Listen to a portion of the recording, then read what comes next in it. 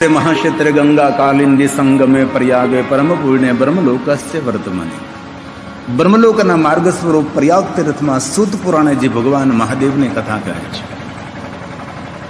ગઈકાલે આપણે કથાનું દર્શન કરતા હતા કે નારદજીએ શિવગુણોને શ્રાપ આપ્યો. શ્રાપ આપવાથી નારદજીને શું થયું? ચિત્તમાં સંતાપ ઉત્પન્ન થયો. સંતાપમાંથી છૂટવા માટે સ્વયં નારદજી ભગવાન વિષ્ણુજીને પ્રાર્થના કરે છે, ભગવાન સંતાપમાંથી હું કેવી રીતે મુક્ત થઈ શકું, આપ મને ઉપાય દેખાડો.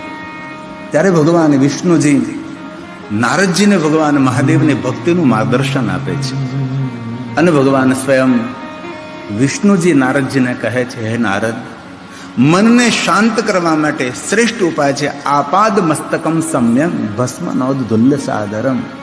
આદર સાથે આપના ભાલમાં ભસ્મનું ત્રિપુંડ કરો. મન તમારું શાંત થશે. ક્યારે આપને પ્રશ્ન થવો જોઈએ કે ભગવાન મહાદેવજી પોતાના અંગ પર ભસ્મ શા માટે લગાવે છે?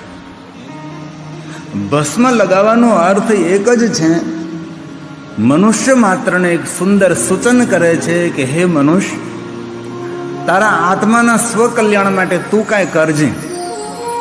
બાકી તારી આંખો દ્વારા જે કાંઈ દેખાય છે એ બધું જ નાશવંત છે. સ્વયં ભવાની ઉમૈયાએ મહાદેવને પૂછ્યું કે ભગવાન મહાદેવજી, આપના અંગ પર ભસ્મ લગાવવાનો અર્થ કયો? રામચરિત માનસ તુલસીમાં તેને જવાબ આપ્યો છે કે ઉમા, આ જગત જે આપણે આંખો દ્વારા જોઈ રહ્યા છીએ, જગત એક સપન છે.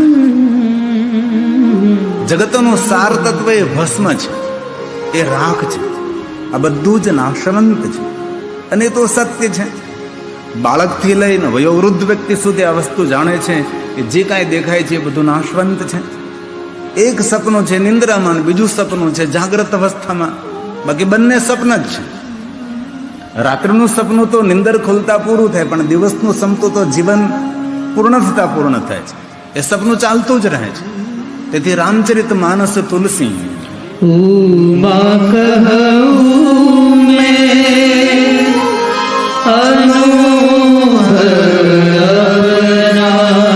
ભગવાન મહાદેવ જેવો અનુભવ કોની પાસે? કોઈ પાસે નહીં. જહાં ન પોગે રવિ વહાં પહોંચે કવિ, ને જહાં ન પોગે કવિ વહાં પહોંચે અનુભવી.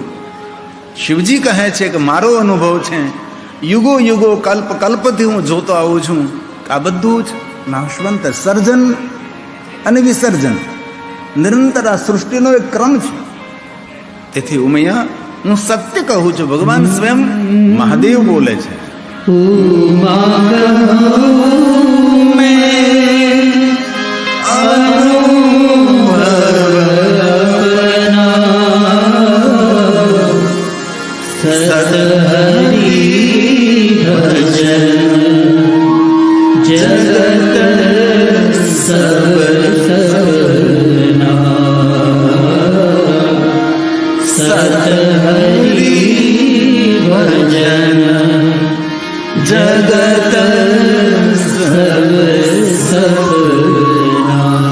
તેથી કલયુગની અંદર મનુષ્ય ભવપાર થવો હોય, નહીં કલી કરમ ન ભગતિ વિવેકો રામ નામ અવલંબને.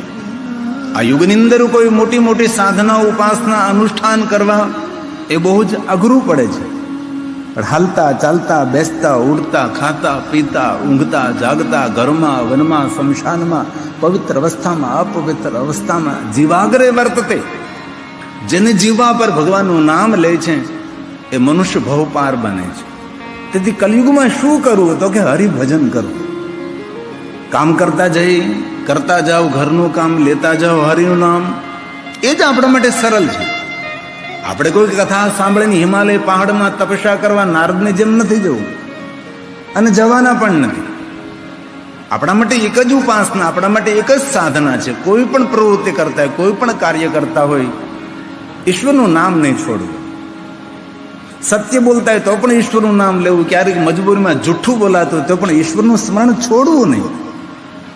કલયુગની અંદર ભવપાર કરવા માટે શિવનામ તરીમ પ્રાપ્યમ સંસાર બંતરંતિ તે સંસાર મૂળ પાપાની તાની નશંતિ સંશય.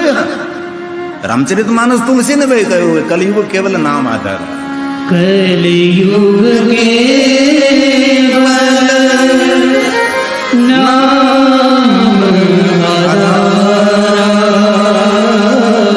નામ લેવાથી શરીરમાં ઈશ્વર જેવી ઉર્જાનું પ્રાગટીકરણ થાય છે. જેનું નામ લઈ એમની ઉર્જા આપણને મળવા લાગે છે. આપણે સવારમાં કોઈનું નામ ન લઈએ. ઘણી વાર સવારમાં એનું ક્યાં નામ લીધું, શા માટે? કારણ કે તેની નેગેટિવિટી ઉર્જા મળે આપણને. તેથી ઈશ્વરનું નામ લેવાથી ઈશ્વર જેવું સામર્થ્ય પ્રાપ્ત થાય છે. શરૂઆત તો કરો, કાંઈક તો સારું થશે. હાલતા ચાલતા બેસતા ઉઠતા ખાતા પીતા ઊંઘતા જાગતા હર પ્રવૃત્તિમાં નિરંતર એમાં ક્યાં કઈ ખર્ચ થાય છે. એવું નથી મેં કહેતા કે ભાઈ તમે પલોઠી વાળીને કલાક 2 કલાક બેસો. બસ કાંઈ પણ પ્રવૃત્તિ કરતા હોય, કાંઈ પણ કામ કરતા હોય, ઈશ્વરનું સ્મરણ ઈશ્વર સુધી પહોંચાડે છે. તેથી રામચરિત માનસ તુલસી કલયુગ કેવલ નામ આધાર સુમેરી સુમેરી ઉતરહી પારા સુમેરી સુમેરી ઉતરહી પારા. શિવ મહાપડ ગ્રંથમાં ભસ્મનો અર્થ થાય છે નાશવંત. અંગ પર શમશાનની ભસ્મ શા માટે શિવજી ધારણ કરે છે? જગતને એક મોટો સંદેશ પૂરો પાડવા માટે. ભસ્મનો એક મંત્ર છે, આપણને સૌને તો ન કંઠસ્થ હોય, પણ એ મંત્રની અંદર એવું દર્શાવ્યું છે કે આ જે કાંઈ આંખો દ્વારા દેખાય છે એ બધું નાશવંત છે. ઓમ અગ્નિતિ ભસ્મ, વાયુરિતિ ભસ્મ, જલમિતિ ભસ્મ, સ્થલમિતિ ભસ્મ, વ્યોમમિતિ ભસ્મ, સર્વ હવા ઇદમ ભસ્માની મનિયતાને ચક્ષુનાને ભસ્માને. હે મહાદેવ, હે મહાદેવ.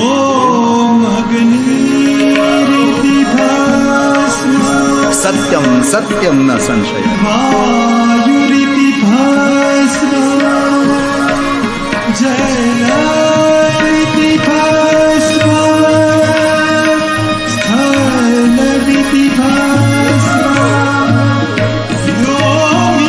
શ્રોત ભસ્મ, સ્માર્ત ભસ્મ, અગ્નિ ભસ્મ, લૌકિક ભસ્મ, વેદાગ્નિ જનિત ભસ્મ, દેવાગ્નિ જનિત ભસ્મ, રજત ભસ્મ, સુવર્ણ ભસ્મ. હે મહાદેવ, હે મહાદેવ, હે મહાદેવ.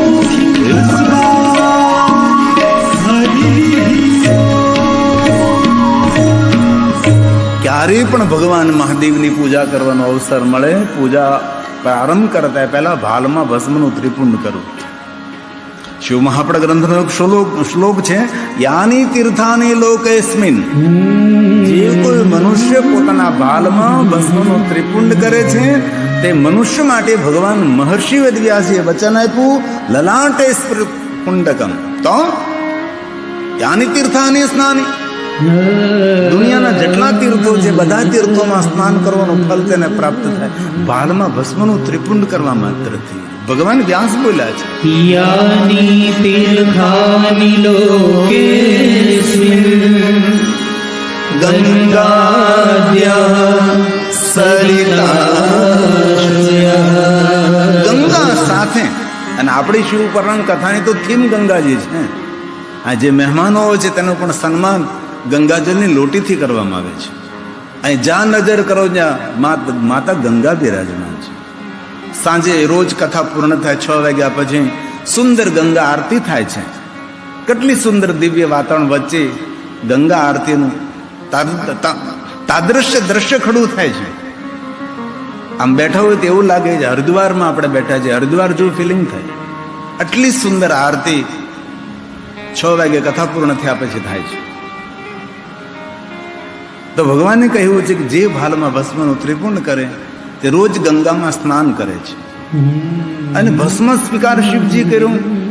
કોઈ વિચારતી કોઈ જગ્યાએ લેવી ન પડે. કોઈ પણ જગ્યાએ યજ્ઞકુંડમાંથી મળે છે. આપણે ત્યાં પણ અહીંયા દિવ્ય ધામની અંદર ઘણા સમયથી નિરંતર અવિરત અખંડ અગ્નિ છે. અખંડ અગ્નિમાં નિરંતર માતાજીના નામની આહુતિ અપાય છે. કેટલું સુંદર દિવ્ય ધામ છે.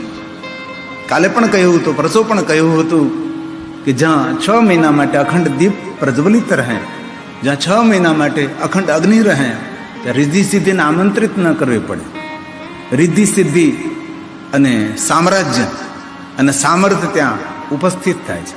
તેથી આપણા દિવ્ય ધામની વિશેષતા એ છે કે અહીં કેટલાય સમયથી અખંડ અગ્નિ છે અને યજ્ઞકુંડની અંદર નિરંતર આહુતિ અપાય છે અવિરત. ભસ્મ સરળતાથી મળી શકે છે. અનુભવ તો કરજો, ખર્ચ નહીં થાય, કોઈ મહેનત પણ નહીં પડે. ફક્ત સવારમાં સ્નાન કરી ભાલમાં ભસ્મનું ત્રિપુંડ કરતા શરમ આવતી હોય તો ભસ્મની બિંદી કરવી. મહાદેવે ભવાનીને કહ્યું, ભવાની, ભાલમાં જે ભસ્મની બિંદી કરે છે ને મને બહુ વહાલો લાગે છે. સ્વયં ભગવાન શિવજી કહે છે. ભગવાન મહાદેવ તો શમશાનની ભસ્મનો સ્વીકાર કરે. પુષ્પદંત મહારાજે કહ્યું, શમશાનેશ્વા ક્રીડા સમર હરપી સાચા સહચરાસિતા ભસ્મ લેપ. પુષ્પદંતી મહારાજ બોલ્યા છે, સ્મશાનેશ્વા ક્રીડા સ્મરહર વિશાચા સહચરા ચિતાભસ્માલેપ શ્રવપિન કરોટે પરિકર અમંગલ્યમ શીલમ તવ ભવતુ નામેવમખિલમ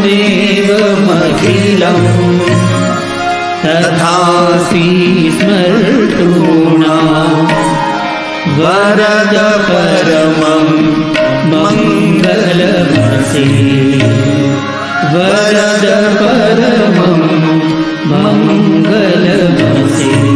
પુષ્પદંત કહે છે, ભગવાન જોવામાં તમે અમંગળ દેખાવ છો, પણ તમારું નામ લેતા મનુષ્ય માત્રનું મંગલ થાય. એવા મંગલ ધામ, એવા કલ્યાણ સ્વરૂપ ભગવાન શિવજી, હું તમને પ્રણામ કરું છું. યાની તીર્થાની લોકેસ્મિન.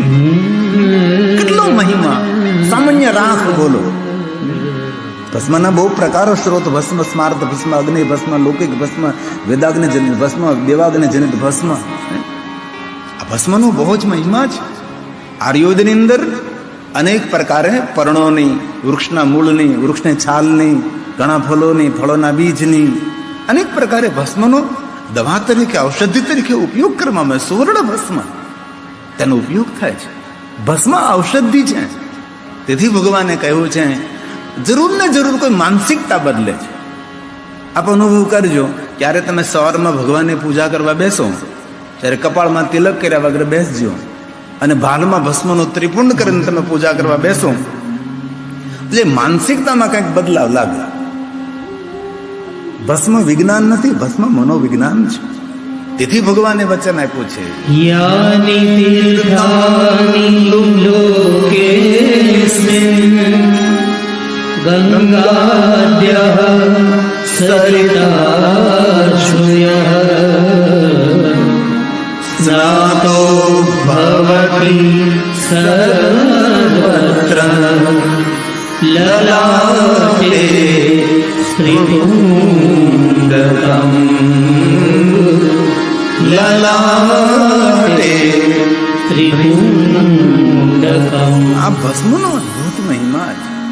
ઘણા માણસોને એવો વહેમ છે કે આપણા જ્યોતિર્લિંગ મહાકાલેશ્વર મહાદેવને શમશાનની ભસ્મ ચડાવે છે.